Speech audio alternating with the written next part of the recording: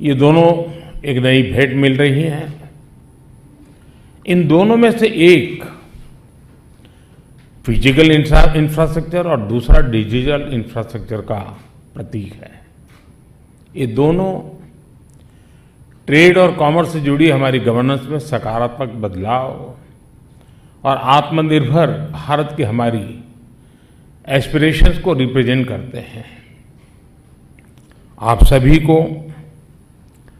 Trade और commerce से जुड़ी, एक्सपोर्ट से जुड़ी पूरी कम्युनिटी को और विशेष रूप से हमारे एमएसएमईज को भी आज के इस अवसर पर बहुत बहुत बधाई देता हूं। आज देश के पहले उद्योग मंत्री डॉक्टर श्यामा प्रसाद मुखर्जी की पुण्यतिथि है। उनकी नीतियां, उनके निर्णय, उनके संकल्पों की सिद्धि स्वतंत्र भारत को दिशा देने में बहुत अहम रहे हैं। आज देश उन्हें अपनी विनम्र श्रद्धांजलि दे रहा है। साथियों, मुझे विश्वास है कि नए वाणिज्य भवन में आप एक नई प्रेरणा, एक नए संकल्प के साथ प्रवेश कर रहे हैं। ये संकल्प ईज ऑफ डूइंग बिजनेस का है और ईज ऑफ डूइंग बिजनेस के माध्यम से ईज ऑफ लिविंग का है। और इस दोनों के बीच की जो कड़ी है वो है ईज ऑफ एक्सेस। सरकार के साथ संवाद और सरकार की सुविधाओं के लिए एक्सेस में किसी को भी असुविधा न हो, ऐसा ईज ऑफ एक्सेस देश की प्राथमिकता है। देश के नागरिकों को बेसिक सुविधाओं का एक्सेस हो, बैंकिंग में एक्सेस हो, सरकारी नीति निर्माण में एक्सेस हो। ये बीते 8 वर्षों के गवर्नेंस मॉडल का सबसे महत्वपूर्ण पक्ष रहा है। भारत ने अपने इकोनॉमिक डेवलपमेंट के लिए जो नीतियां बनाई हैं, जो निर्णय लिए हैं, उसमें भी इसी विजन की झलक है। गांवों में, छोटे छोटे शहरों में मुद्रा योजना से बने करोड़ों एंटरप्रेन्योर्स हो, लाखों एसएमएसीज पॉलिसी को और बैंक क्रेडिट के रूप में प्रोत्साहन हो, लाखों स्ट्रीट वेंडर्स को बैंक क्रेडिट की सुविधा हो, हजारों स्टार्टअप्स की ग्रोथ के लिए निरंतर प्रयास हो। इन सभी के पीछे जो मूल भावना रही है वो है ईज ऑफ एक्सेस। सरकार की योजनाओं का लाभ सभी तक पहुंचे, बिना भेदभाव पहुंचे, तभी सबका विकास संभव है। मुझे खुशी है कि ईज ऑफ एक्सेस और सबका विकास की भावना इस नए वाणिज्य भवन में भी दिखती है। साथियों, आप सभी लोगों में एक टर्म बड़ा प्रचलित है, एसओपी, यानी स्टैंडर्ड ऑपरेटिंग प्रोसीड्यूर्स, यानी काम करने का एक तय तरीका। पहले सरकारों का एसओपी समझा जाता था कि सरकार कोई प्रोजेक्ट शुरू करती थी, लेकिन वो तैयार कब होगा इसकी कोई गारंटी नहीं होती थी। राजनीति स्वार्थ के लिए घोषणाएं कर दी जाती थी, वो पूरी कब और कैसे होगी इसको लेकर गंभीरता नहीं होती थी। इस धारणा को हमने कैसे बदला है उसका भी ये भवन एक उदाहरण है। और जैसा अभी बताया गया, आज ये संयोग है कि 22 जून 2018 को इस भवन का शिलान्यास हुआ था और आज 23 जून 2022 लोकार्पण हो रहा है। इस बीच में कोरोना के कारण अनेक अड़चनें भी आई, लेकिन इन सबके बावजूद भी जो संकल्प लिया था वो आज सिद्धि के रूप में हमारे सामने प्रस्तुत है। यानी ये नए भारत का नया एसओपी है जिसका शिलान्यास होगा उसी दिन उसके उद्घाटन की टाइमलाइन पर ईमानदारी से काम शुरू हो जाता है। यहां दिल्ली में ही बीते सालों में ऐसे अनेक उदाहरण आपको मिलेंगे। अभी कुछ दिन पहले मुझे प्रगति मैदान के पास इंटीग्रेटेड ट्रांजिट कॉरिडोर के लोकार्पण का अवसर मिला है। सरकार के प्रोजेक्ट्स बरसों तक लटके नहीं, समय पर पूरे हों, सरकार की योजनाएं अपने लक्ष्यों तक पहुंचे, तभी देश के टैक्स पेयर का सम्मान है। और अब तो पीएम गति शक्ति नेशनल मास्टर प्लान के रूप में हमारे पास एक आधुनिक प्लेटफॉर्म भी है। नए भारत की आकांक्षाओं को ध्यान में रखते हुए इस नए वाणिज्य भवन को भी हर संबंधित क्षेत्र में देश को गति शक्ति देनी है। साथियों, शिलान्यास से लेकर के लोकार्पण तक वाणिज्य भवन इस कालखंड में कॉमर्स के क्षेत्र में हमारी उपलब्धियों का भी सिंबल है। मुझे याद है, शिलान्यास के समय मैंने इनोवेशन और ग्लोबल इनोवेशन इंडेक्स के सुधार की जरूरत पर बल दिया था।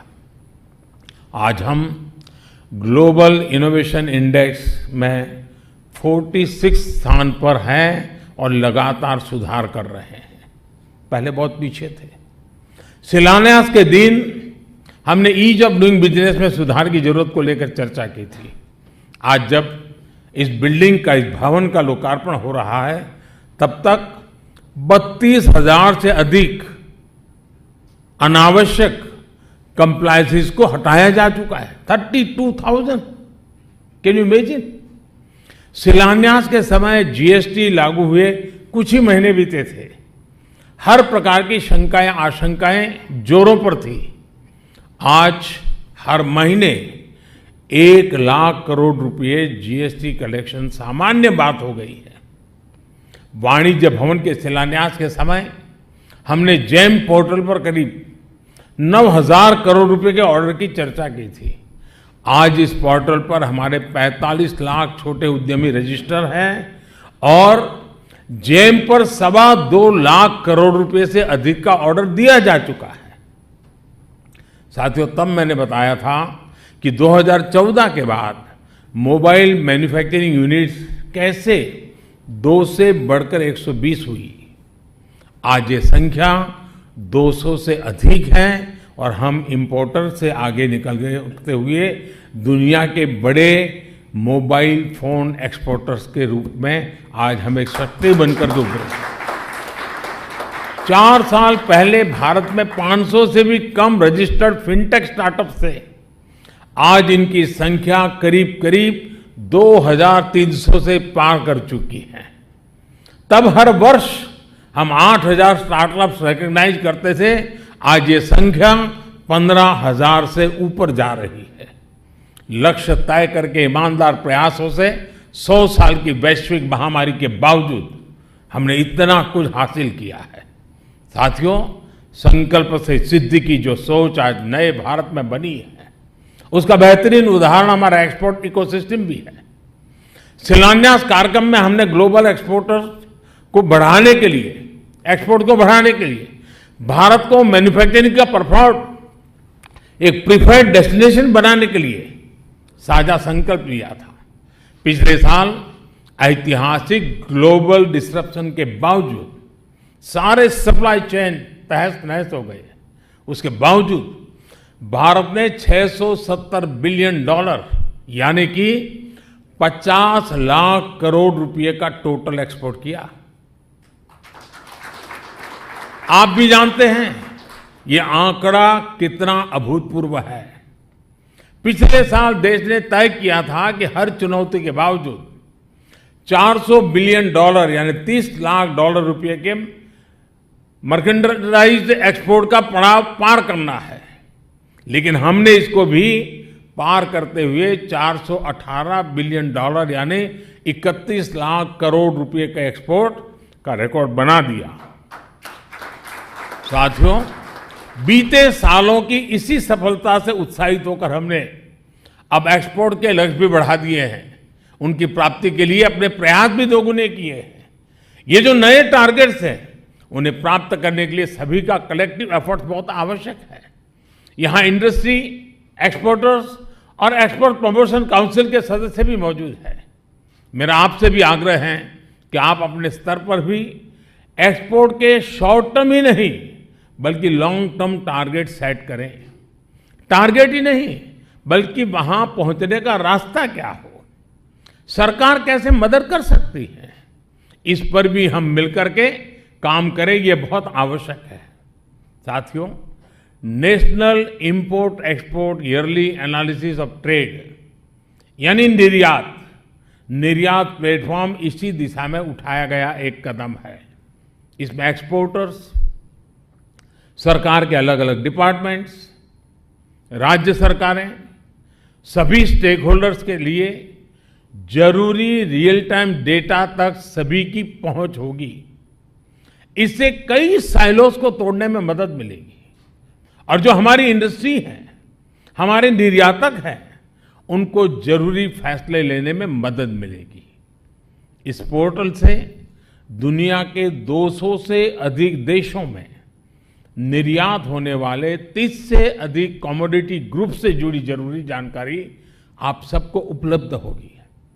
इस पर आने वाले समय में जिलावार एक्सपोर्ट से जुड़ी जानकारियां भी मिलेगी और वन डिस्ट्रिक्ट वन प्रोडक्ट का जो मिशन मोड में काम हो रहा है वो अल्टीमेटली यहां भी जुड़ने वाला है।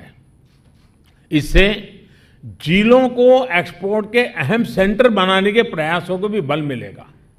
मुझे विश्वास है कि पोर्टल देश के राज्यों में एक्सपोर्ट के क्षेत्र में स्वस्थ स्पर्धा को प्रमोट करने में भी मदद करेगा।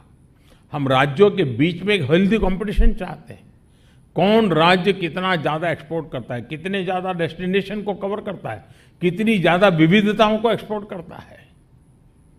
साथियों, अलग अलग देशों की विकास यात्रा का अध्ययन करें तो ये बात कॉमन दिखती है कि उन देशों की प्रगति तभी हुई जब उनका एक्सपोर्ट बढ़ा। यानी विकासशील देश से विकसित देश बनने में एक्सपोर्ट की बहुत बड़ी भूमिका होती है। इससे रोजगार के भी अवसर बढ़ते हैं, स्वरोजगार के भी अवसर बढ़ते हैं। पिछले 8 वर्षों में भारत भी अपना एक्सपोर्ट लगातार बढ़ा रहा है, एक्सपोर्ट से जुड़े लक्ष्यों को प्राप्त कर रहा है। एक्सपोर्ट बढ़ाने के लिए बेहतर पॉलिसीज हो, प्रोसेस को आसान करना हो, प्रोडक्ट्स को नए बाजार में ले जाना हो, इन सब ने इसमें बहुत मदद की है। और अब हम लॉजिस्टिक सपोर्ट पर भी उतना ही फोकस कर रहे हैं ताकि हमारे एक्सपोर्टर्स को हर काम कॉस्ट इफेक्टिव बने। आप भी जानते हैं कि पीएलआई स्कीम कैसे मैन्युफैक्चरिंग बढ़ाने में मदद कर रही है। हमारे एक्सपोर्ट साथियों के फीडबैक के आधार पर जो नीतिगत बदलाव हुए हैं उनसे भी बहुत सहायता हुई है। आज सरकार का हर मंत्रालय, हर विभाग whole of the government approach के साथ एक्सपोर्ट बढ़ाने की प्राथमिकता दे रहा है। एमएसएमई मंत्रालय हो या फिर विदेश मंत्रालय, कृषि हो या कॉमर्स, सभी एक साझा लक्ष्य के लिए साझा प्रयास कर रहे हैं। हम देख रहे हैं कि हमारे एक्सपोर्ट में बहुत बड़ी संख्या इंजीनियरिंग गुड्स की होती है। इसका एक्सपोर्ट बढ़ाने में विशेषकर एमएसएमई सेक्टर की अहम भूमिका रही है। हम ये भी देख रहे हैं कि कैसे देश के नए नए क्षेत्रों से एक्सपोर्ट बढ़ रहा है। कितने ही एस्पिरेशनल डिस्ट्रिक्ट से भी अब निर्यात कई गुना बढ़ गया है।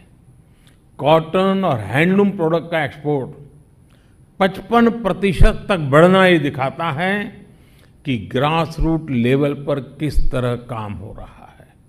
सरकार वोकल फॉर लोकल अभियान, वन डिस्ट्रिक्ट वन प्रोडक्ट योजना के जरिए जो स्थानीय उत्पादों पर बल दे रही है, उसने भी एक्सपोर्ट बढ़ाने में मदद की है। अब दुनिया के नए नए देशों में, नए नए डेस्टिनेशन में हमारे अनेक प्रोडक्ट्स पहली बार निर्यात किए जा रहे हैं। अब हमारा लोकल सही अर्थ में ग्लोबल बनने की दिशा में तेज गति से आगे बढ़ रहा है। अब देखिए, सीताभोग मिठाई और नारकेल नारू यानी नारियल और गुड़ से बने लड्डू का पहला कंसाइनमेंट बहरीन एक्सपोर्ट किया गया है।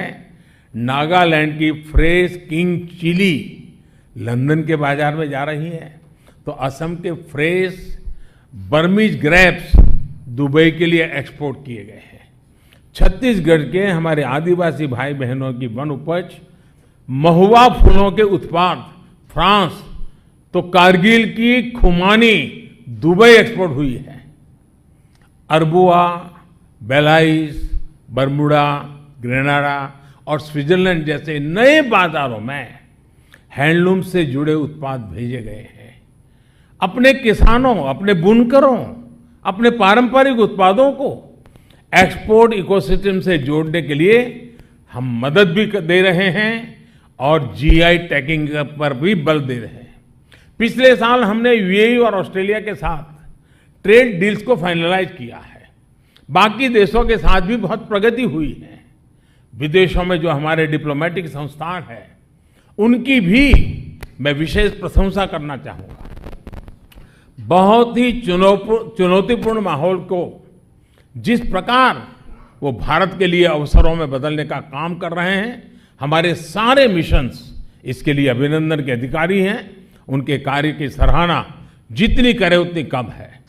साथियों, व्यापार के लिए, कारोबार के लिए नए बाजारों की पहचान करना और वहां की जरूरतों की पहचान कर उत्पादों का निर्माण करना, ये देश की प्रगति के लिए बहुत जरूरी है।